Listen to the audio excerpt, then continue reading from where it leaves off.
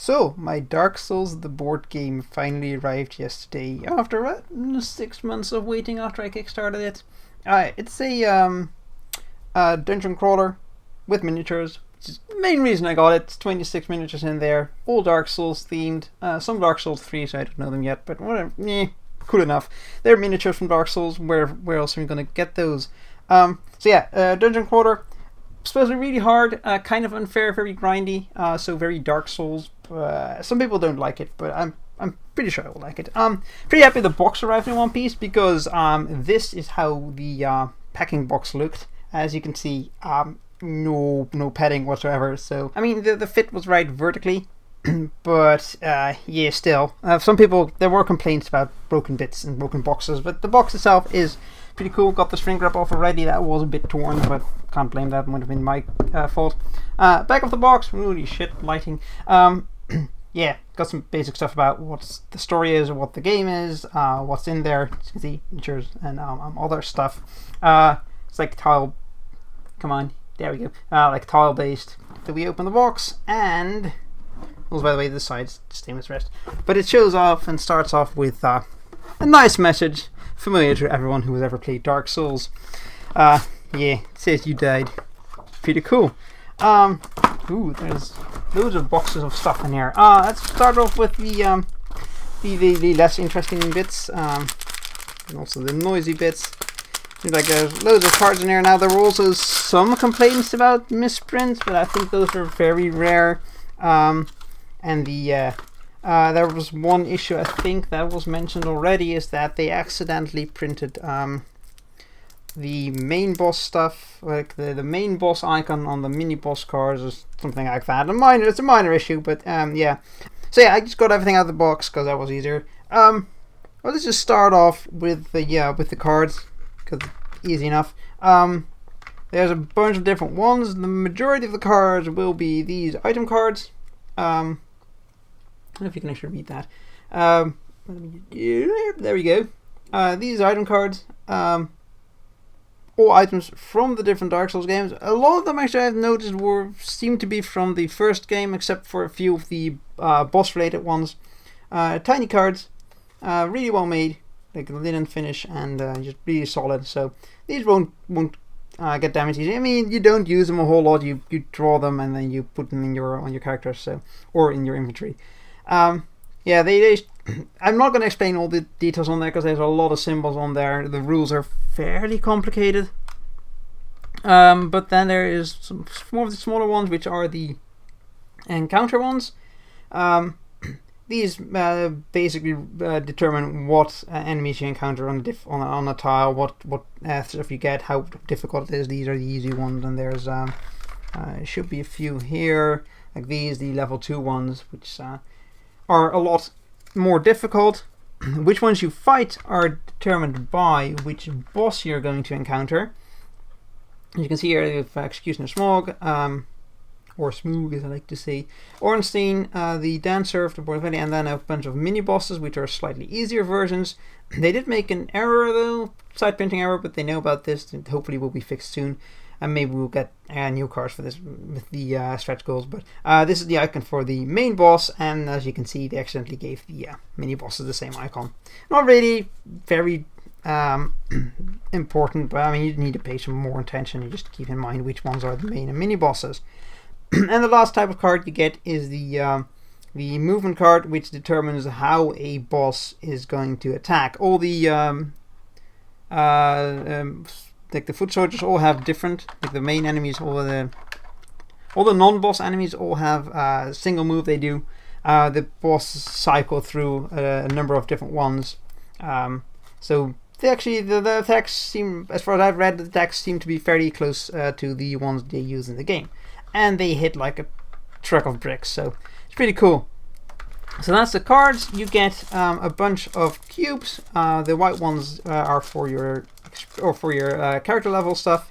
Red ones are health, black ones are stamina. How they are used I will show you in a second. Plastic bits to put together the tracker dials I've put over here. A bunch of dice, dodge dice, 3 different qualities of attack dice, depending on how high level your weapon is. Inside the all the way inside the box, we still have loads of tokens. And as you can see, there's tokens for, actually I'm not sure, I think these are trap tokens, Estus Flask, Embers, well there's a bunch of different ones, souls as you can see over here. And then yeah, the boss health dials. Next to that you have the different character classes. Let me just put these out of the way actually so I can just grab all of them. You've got the character boards. You have the warrior, herald, assassin, and knight.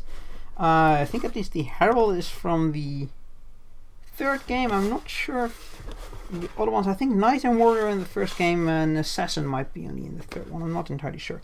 But yeah, these, as you can see, you have your inventory space here. Bunch of extra stuff you can have. You have luck, as I think another thing you get. And you've got your level ones, and you've got your health and stamina bar here. Now, the way this works is that you add, once you, some abilities use stamina, you add black cubes there, and some attack, well, all attacks will do damage. If you don't block it, you take it here. Now, you can see this is a one bar. If this fills up, you're dead. If you're dead, the entire party loses. It's cooperative. Normally, you can keep going and heal someone. Not in this one. And one member goes down, everyone gets defeated. So, but yeah, so you need to sort of manage your stamina and your health at the same time, so it's kind of interesting. Though there's more tokens with those. There's bleed tokens. These are poison, and they've got frost ones, is what seems like, probably for the Boreal Knight. Oh, I think it's for the Boreal Knight, because I mean, or the Dancer, I should say, because it looks like the they're using frost attacks. So you've got those, and then you've got a bunch, 9 of these. Board tiles, which make up the game. You've got the boss tiles. You can see that's the icon they should have used for the mini boss instead of the larger one. But again, it's not very it's not very bad. It'll work. So then you've got the starting tile, and then a bunch of double-sided encounter tiles. So you can just make a modular board. You can sort of just pick one at random and just put them down. You need quite a bit of space because you're going to need at least 6 of these. So you're going to need quite a large table to play this game. But I mean, if you want to play a miniatures game, you're going to have to expect to do that. Also the rule booklet, which is over here actually, to the side. Rule booklet, nice quality, fairly thick. There's a lot of information here. There's a lot of rules. I guess if you just play the game, it'll make sense. I mean, the only thing is there's a lot of stuff in the cards, I think, which is probably going to be the hard bit to start off with, other than not dying. There is also a bunch, let me just check here, yeah. There's a campaign setting, which has sort of a journey for Dark Souls and for Dark Souls 3. It just means you pick a certain amount of encounters, and then so sort of like you make your own version of the game. It's like you fight, like here you fight. They put the gargoyles in here. There's only one gargoyle miniature, so they put in 2 gargoyle fights and a Titan demon and North and smoke. So it's sort of like you make the game, play the game that way. If you want, otherwise you can just pick one of the bosses and just start waiting at him and then just hope you don't die. Now the really cool thing, of course, and the main reason a lot of people bought this is all these miniatures here. So let me just show off those. Start off with the heroes. Oh, that's not in focus. That's in focus. There we go. The herald over here, really nicely well made. There's a tiny bit of flash, but I mean, I'm gonna paint them. I'm gonna fix that anyway. There we go. So yeah, nice. Got the spear, slightly bent, but I mean, everything that's bent is fixable with hot water on these. So yeah, we've got the herald over here. Then there is the assassin, who's using a sword for some reason. I don't know, I would have expected them to use a dagger, but whatever. There's a lot of detail on these. I've seen the other ones already. This is just nothing compared to the bigger figurines. But yeah, the assassin, the warrior, shield and an axe, which is very bent, but we can fix that. Then there is the knight. Also has a sword, also slightly bent. Really nice shields as well, by the way. This engraving on there. It's really cool. I hope I can keep that and detail it nicely when I paint them, but we'll see. I'm not going to take out all of these, but there are 3 crossbow hollows and 3 put those in focus. 3 normal warrior hollows. They seem to be the armored hollows, so not the first ones you encounter, but the ones you get. What's it again? I forgot the name. I think the Undead Berg. Once you get there, you start fighting these guys. Really nice. The shield as well. It's got some detail on there. A lot of this detail supposedly is only visible in the behind the scenes artwork, because the game itself doesn't have the texture resolution to show all of this. There's one thing I want to show you later which really shows that off. Yeah, crossbow hollows as well. They're pretty cool. There are a bunch of 3 as well. These silver knights. Again, these like massive amounts of detail on here. It's really nice. Actually, I wasn't expecting this much detail. Again, bits bent bits, but yeah, it's not too bad. Hot water will fix all of this. The other tray we have 2 of these. I call them hulking hollows. I think they officially then called them large hollow soldiers. It might be confusing the hulking ones with the ones you get later on. They changed the model for this a bit. The original ones were to have sort of more motley skin, which looked really weird in the 3D models. I'm glad they kept it like this.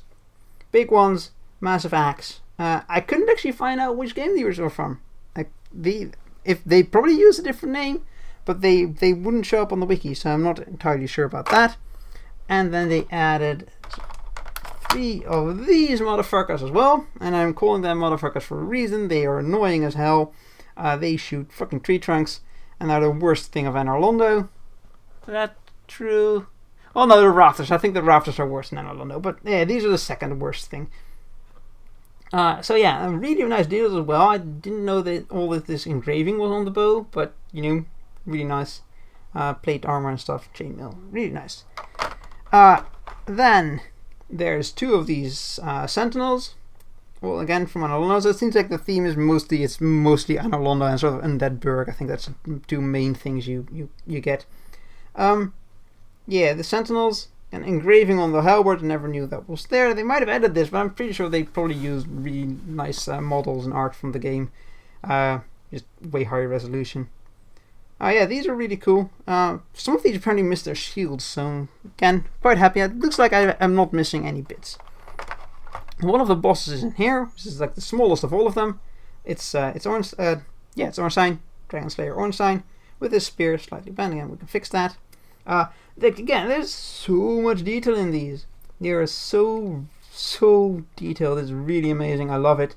Again, tiny bits of flash. I mean, this is to be expected. These are. I've most of the time I've dealt with far worse on any miniature I've painted so far. Well, so far way in the past, but yeah, could be way worse. It's just fine.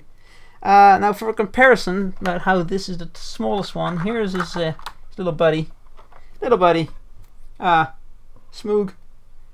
Yeah.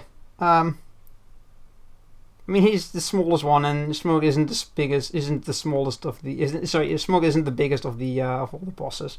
So yeah, these are main bosses. You fight them at the same time, just like in the game. It's probably going to be a pain in the ass, but I mean, going to be really fun.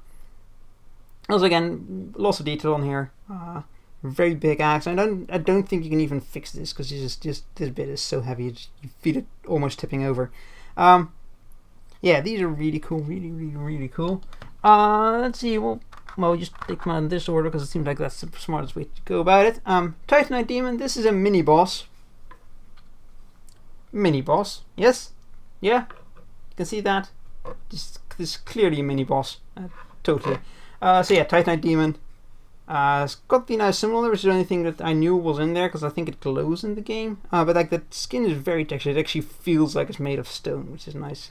It'll be hard to get the paint job right on this, but yeah. Also, a really long tail. I didn't know the tail on these was so long. I had the idea that they were like that long, maybe. But it's been a while since I played Dark Souls 1, so I could just be completely wrong. Now let's get these out because stuck between everything. There's bits sticking out everywhere, so it's kind of hard to get them out sometimes. Ah, the gargoyle. Oops. Oh, gargoyle. There we go. Just one. But like the shield, that's the one I want to mention, because the shield was the first thing I saw where they had all of this detail on there. One of the first 3D models I think they actually shared final models. So yeah, there's like loads and loads of detail on there. Again, also on the halberd, there's like loads of engraving there. Wait, there's an axe on this too. Oh, that explains. See, I know there's a gargoyle tail axe in the game, and I just never even noticed that they had an axe for a tail. So that explains why you get an axe from their tail. Oh, okay, that's explained now. Actually, so really cool. Engraving as well. Nice, the wings as well as like this texture on there. I guess a bit leathery. Really cool. Also, I can't put all these in there anymore. Next up, the Dancer of the Boreal Valley, the other main boss from the game, for this game anyway. Really nice, kind of a derpy look from the side with this weird jump, sort of weird and making a leap thing. They had to change it because the original model wasn't balanced right. They had a really cool pose, sort of like a stalking pose. They couldn't make it work, so they had to do this. I just noticed tiny bits of the gap in the ear, but I mean, probably once I primer this, it'll be completely gone. So that's one thing I just realized, that once I prime it, a lot of this detail is going to be gone. So let's hope that doesn't happen. But yeah, Dancer, really cool. I haven't played Dark Souls 3, so this is basically going to be my first encounter with the way you need to fight that, which is pretty cool. Another one, which is a mini boss and related to, I think both of these next mini bosses are related to this and Dark Souls 3 only characters. The Boreal Outrider Knight. Really nice. Yeah, just like sort of, kind of looks the same, I'm feeling like the same sort of armor style. Same sort of sword with like, might be the same sort of like a frost effect. I know this one has like a frost, the Boreal Dancer, sorry, yeah, right. The Dancer has like a frost sword or something. So yeah, probably the same thing there. I like this pose a lot more. They had the pose they had originally for the Dancer was a lot more similar to. I think use them out a tiny bit. There we go. So get a little picture. So yeah, the pose was a bit. This pose looks a bit better. Well, can't complain. Still a really nice figure. And then the last one. The Winged Knight, also from Dark Souls 3. Yeah, it's kind of the face is a bit derpy. That's the one thing I don't like about it. And the wings are kind of. I mean, it's the Winged Knight with tiny wings. Originally, the first pose you saw was like this, so I had no idea what the wings were. But I just saw it now. The wings are that. So not really interesting. Big halberd, like marks on there, like it's got notches in it. Really cool. Again, I haven't played Dark Souls 3, so I can't really say anything about that. I'm really digging the gargoyle. I think the gargoyle is probably. Oops, sorry. The gargoyle is probably my my favorite model out of all of these. He's just so cool. Too bad we didn't get two of them. I mean, look at the size. I couldn't expect that. So yeah, that's all the things that are in here. Oh yeah, I forgot to show these with like language cards because they made a few different language versions. So yeah, Steamforged Games they did a good job. I think the models are really nice, fairly clean. Most of them are really clean. There's like tiny bits, but 2 seconds and it'll be fixed. Loads of stuff. I just hope that the game plays well. Some people aren't all too happy with how grindy it is, but again, that's Dark Souls, so I'm probably gonna like it. You're gonna need to recruit some friends and play it. Okay, so thanks for watching. If you enjoyed the video, please leave a like, and if you haven't already, also subscribe if you want to see more. I'm going to be painting these on Twitch, maybe also on YouTube, but most likely on Twitch. So keep an eye out for that. Put links in the bottom. And yeah, thanks for watching, and I'll see you guys next time.